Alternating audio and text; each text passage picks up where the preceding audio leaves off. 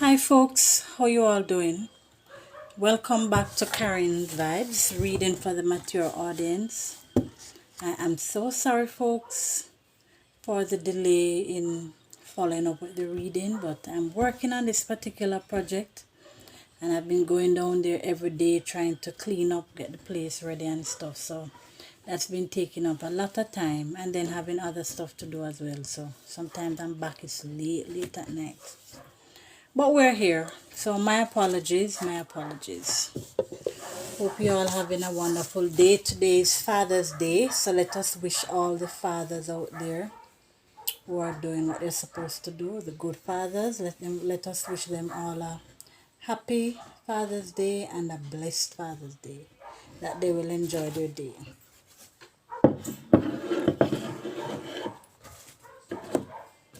See, I always keep dropping down each time you try to put it up. Anyway, yes folks, so we're here, so thank you for joining me. So as I usually say, without further ado, I'm just going to get right into it. Yeah, I was outside working, doing some work outside, and it is so hot. This summer is, guys, I tell you, this summer is going to be super, super hot. Hot.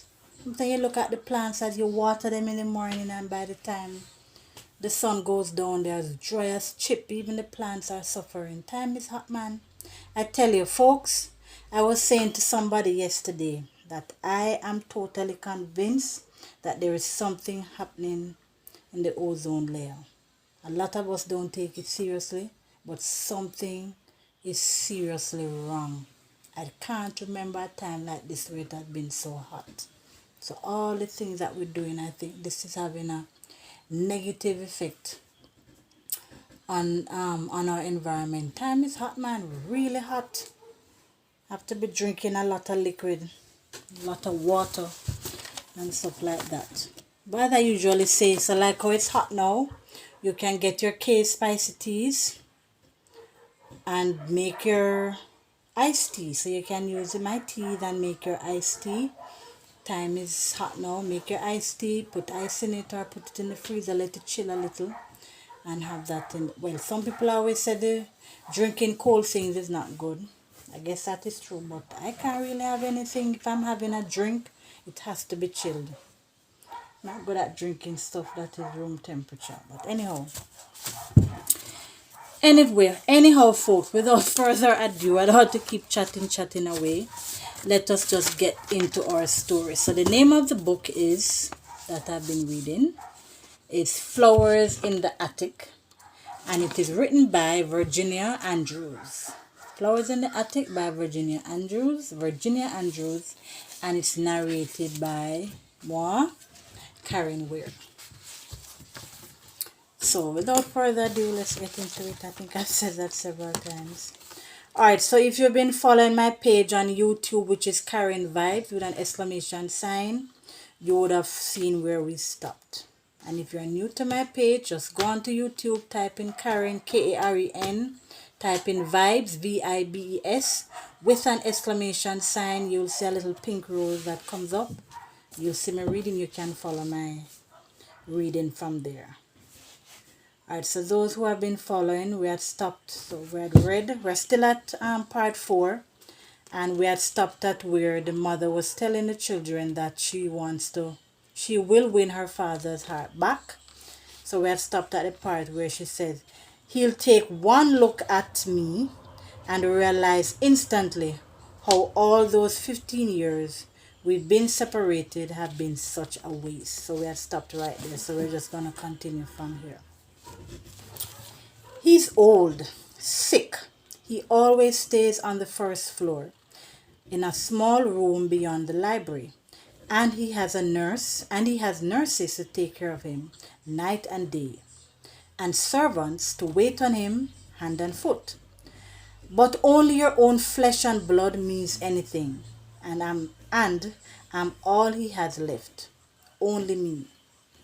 Even the nurses don't find it necessary to climb the stairs, for they have their own bath one night. for they have their own bath. One night I will prepare him to meet his four grandchildren, and then I will bring you down the stairs into his room, and he will be charmed, enchanted by what he sees. Four beautiful children who are perfect in every way. He is bound to love you, each and every one of you. Believe me, it will work out just the way I say. I promise that whatever my Father requires of me, I will do on my life and on all I hold sacred and dear. And that is the children my love for your father made. My love for your father made, you can believe I will soon be the heiress to a fortune beyond belief. And through me, every dream you've ever had will come true. So she's there sitting telling the children when she carries them to her father who had turned his back on her or whatever. When she carries them there, he's gonna be charmed and whatever. So that's what she was telling them, trying to convince them that they have to move and go. So this is the daughter now. My mouth gaped open. I was overwhelmed by her passion. I glanced at Christopher to see him staring at Mama with incredulity. Both the twins were on the soft fringes of sleep. They had heard none of this. We were going to live in a house as big and rich as a palace. In that palace so grand, where servants waited on you hand and foot, we would be introduced to King Midas, who would soon die, and then we would have all the money to put the world at our feet. We were stepping into riches beyond belief. I would be just like a princess. Yet, why didn't I feel really happy?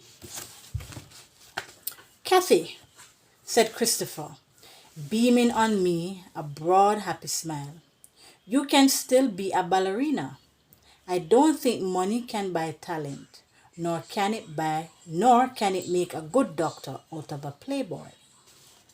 But until the time comes when we have to be dedicated and serious, my, aren't we gonna have a ball?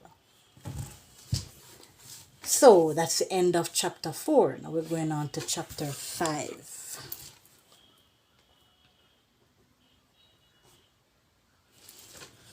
I couldn't take the sterling silver music box with the pink ballerina inside.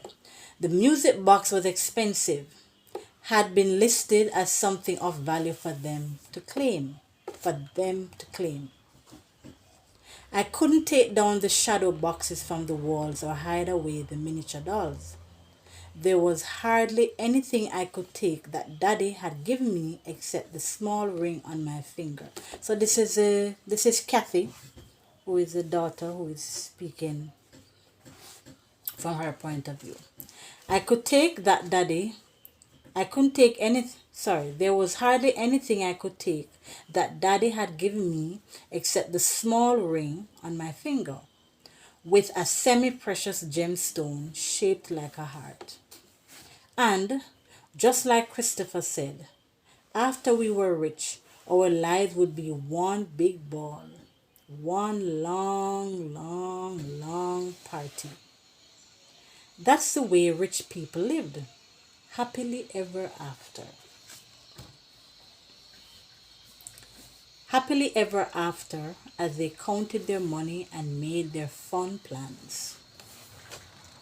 Fun, games, parties, riches beyond belief, a house as big as a palace, with servants who lived over a huge garage that stored away at least 9 or 10 expensive automobiles.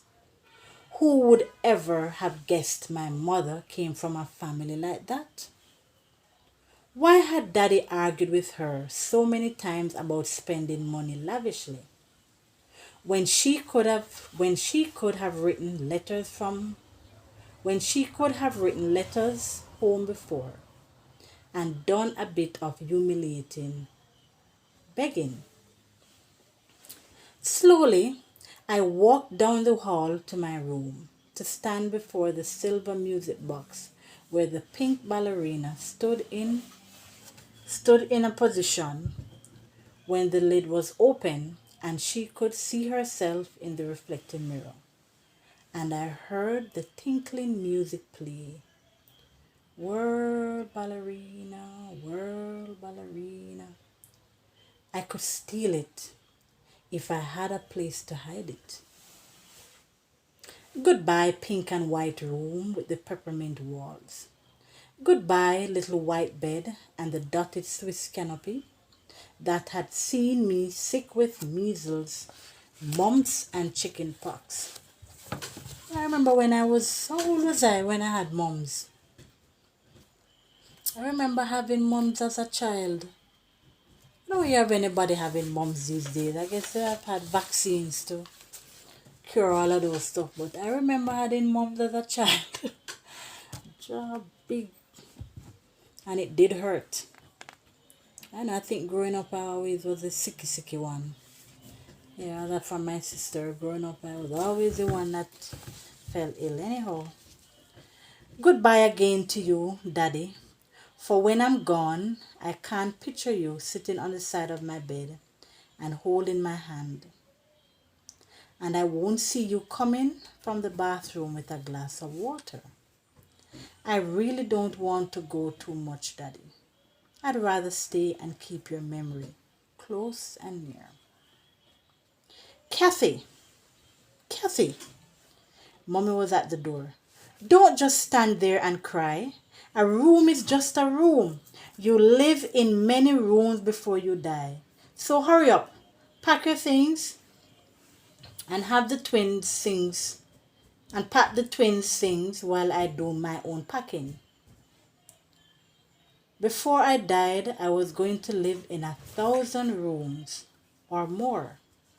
A little voice whispered in my ear, and I believed. So her mother telling her, oh, you don't need to stand there and reminisce over a room because before you die, you live in lots of rooms. Yep. Alright, so that's the end of part 5. So part 5 was short. So we'll pause here and then we'll come back to part 6. I'm going to pause here and then we'll come back to part 6.